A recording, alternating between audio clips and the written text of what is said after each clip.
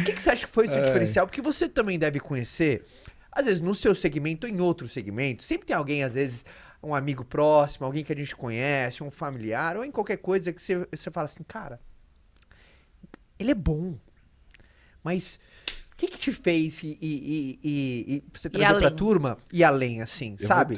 Eu vou tentar desenhar isso da melhor forma que eu enxergo possível. Primeira coisa, né? Porque o médico tem que ser um bom vendedor, não tem que ser também, velho? Eu vou te explicar como eu descobri Pode falar isso, que mas sim. aí eu tenho que te Pode falar, falar que sim. Ai, e eu vou, mas eu quero justificar isso para você Sim. daquilo que a gente tem na medicina, Tá. tá? Porque isso é muito importante, né? A medicina não é um commodity, que nem eu falei para você. Total. Então, em primeiro lugar, foda é minha mãe, eu sou fodinha. Isso E aí, meu pai é velho. fodão. Gostei. Mas meu primeiro diferencial chama Roberta Carbonari. Ela é uma pessoa que o dia que vocês sentarem aqui, aí vocês vão fazer um podcast de 300 horas, sem, legal, com cara. certeza. E ela me fala uma coisa importante, né? Porque teve uma época que muitos médicos falavam assim, esse Paulo Nunes é um marqueteiro.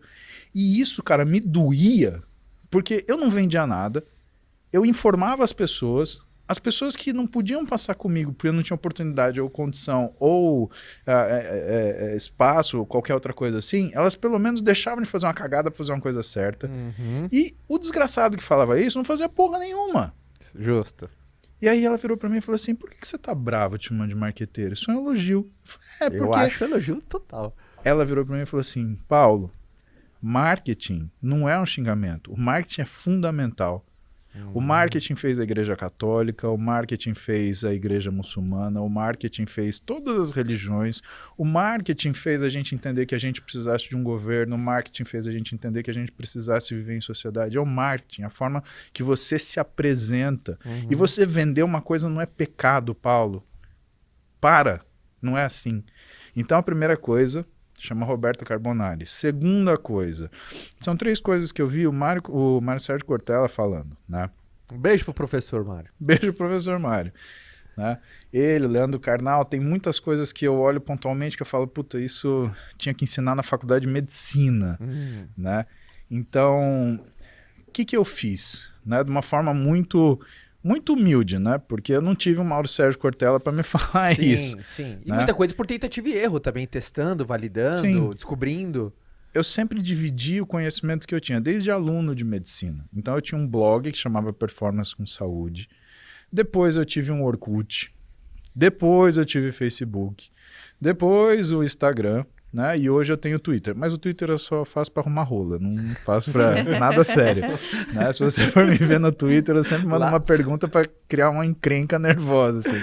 Que é a rede social do questionamento, né? De você indagar, questionar, provocar as pessoas a pensarem, né? Eu fiz umas perguntas... Maria, não pode nem falar as coisas que eu pergunto no Twitter, porque eu falo umas coisas terríveis, cara. Então você vem gerando valor já há muito tempo. E esse negócio, sim, a gente tá falando de eu estar na faculdade 2002, 2001, né? Eu escrevo nesse blog. E o que eu vi o Cortella falando? Que uma das características de você buscar o sucesso é você ter generosidade mental. Divida o que você sabe. Sim. Segunda coisa, é o que você falou, coerência ética. Haja da forma que você recomenda para as pessoas. E aí vem a terceira coisa, que aí eu vou te contar o que é estratégia, que se chama humildade intelectual. Eu sempre aprendo com qualquer pessoa que eu posso. E eu sempre elevo e relembro dessas pessoas. Eu não me levanto, Caio. Eu levanto outras pessoas. E elas, para subirem, me levam junto. Uau. É isso que é o pulo do gato. A gente tem hoje uma característica mesquinha das pessoas que elas gastam tempo falando mal umas das outras. Criando problema, sabe? Mesmo criando problema para vender solução.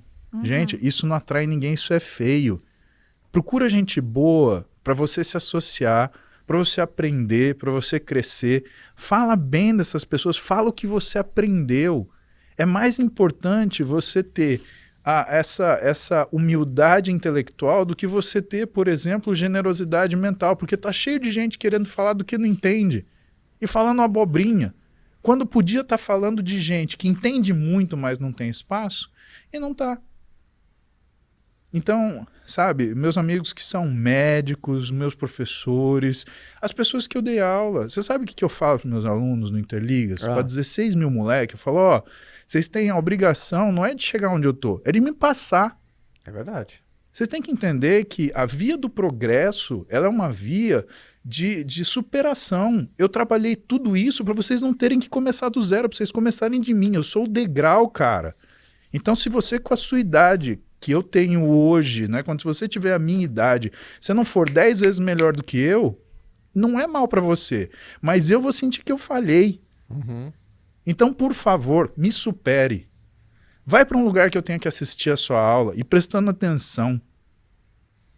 Agora, do mesmo jeito, eu lembro dos meus professores. Por quê?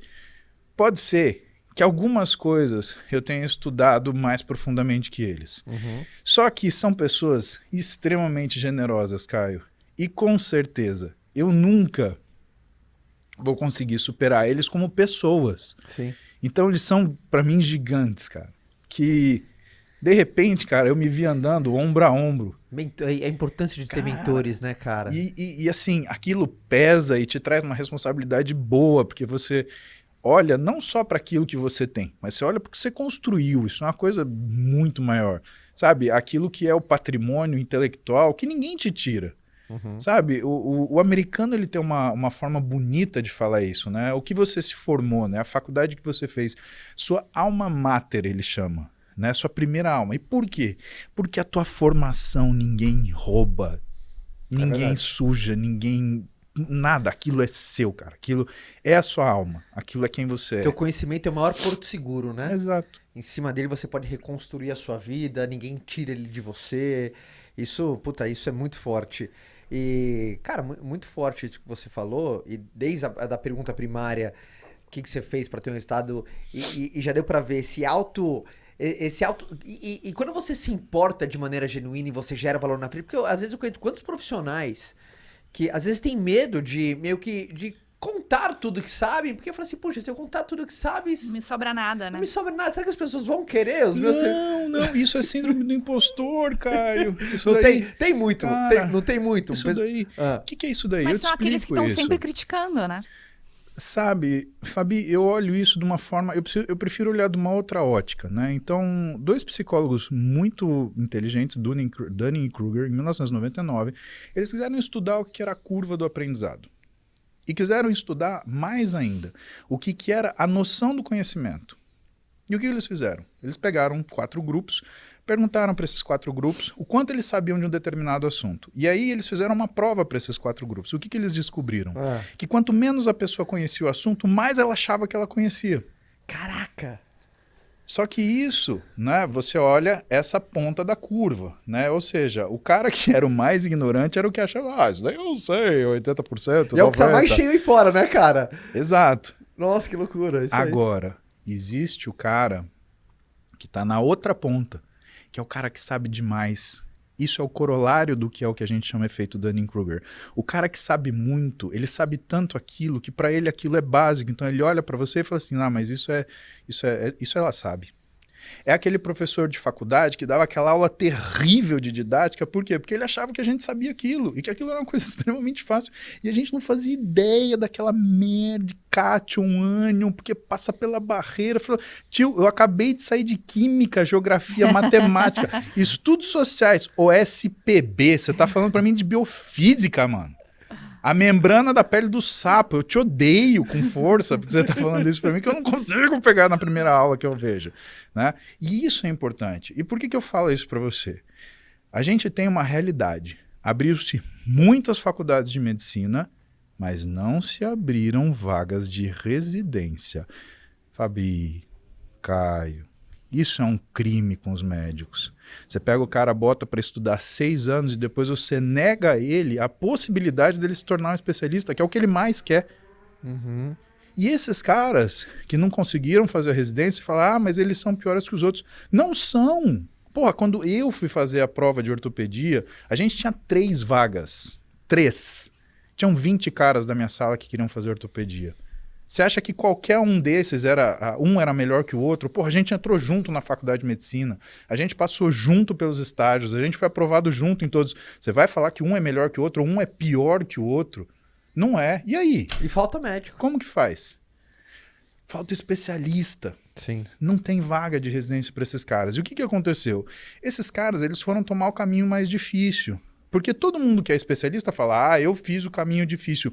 O caminho de quem quer trabalhar é difícil de qualquer jeito, Caio. Se ele é tradicional ou não, ele será difícil. E o cara que vai estudar por conta própria um determinado assunto, ele vai passar muito apuro, porque não tem ninguém para falar para ele para onde ele vai.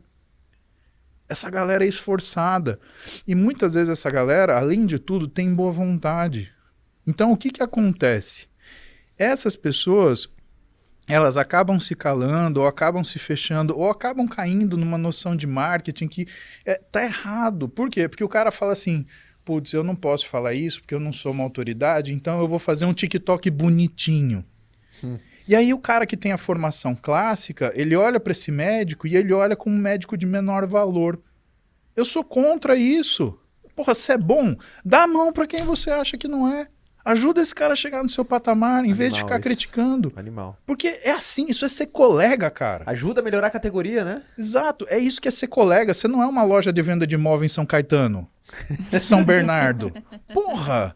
Lida com a medicina decentemente. Eu te falo com isso e eu posso falar, eu tenho 2 RQE, você olha, você entra lá no CRM, eu tenho um registro de 2 especialidades, medicina esportiva e ortopedia, fiz prova, sou especialista nesse negócio.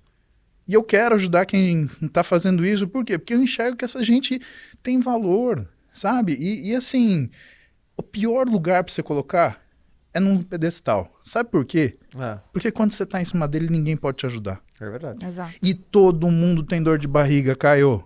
É verdade. E quando você se acha foda, que você fica valente na tua medicina, você começa a se arriscar. Sim. Tudo bem que você se arrisca pelo seu paciente. Agora, lembra que eu te falei? Remédio tem efeito colateral. Doença tem revés. A fisiologia do paciente não lê o livro para saber como que ela tem que se curar. Ela é o paciente. Você depende até do divino para essa pessoa melhorar. E um dia esse cara, ele vai ter um problema.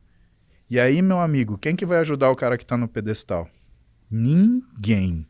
E é o que eu te falei. Se você anda junto com as pessoas, você até pode ser o líder delas, mas ninguém está longe de você. Se você se coloca como chefe, como que manda, você não está mais junto dessa galera. Né? Exatamente. E aí você não está mais junto da galera. E o chefe, uma coisa você sabe, é o cara que todo mundo quer pegar. Porque eu nunca vi ninguém falar bem, pô, meu chefe é legal. Eu adoro meu chefe, eu queria que ele fosse jantar na minha casa para eu dar veneno para ele, alguma coisa do gênero, assim, sabe? Então tem isso, que eu acho que a medicina precisa, né, a gente precisa ter mais generosidade. Eu acho que existe a necessidade de programas de governo para aumentar a vaga de residência. Você quer ter mais médico? Que ótimo! Fico feliz, mas cria vaga de residência para essa galera. Não faz o cara se matar para conseguir fazer um negócio, ou então fadar a vida dele a ser sempre um cara que não pode dizer que tem uma especialidade nisto ou aquilo, que é a vocação dele, cara. Olha, são 3 da tarde aqui, eu estou aqui na minha casa, na minha piscina, trabalhando apenas com o meu celular. E o melhor de tudo, sem precisar ter um chefe chato, um emprego que você ganha um salário que mal paga as suas contas. E o principal, ganhando mais que a média salarial no Brasil. Tudo isso porque um dia eu decidi trabalhar através da internet. E após meses tendo resultados com essa estratégia, meses consecutivos mesmo, eu criei um método simples e passo a passo que, se cumprindo, vai te dar uma vida muito melhor do que você tem agora. E tudo que você precisa fazer é clicar no botão para você saber mais e conhecer um método.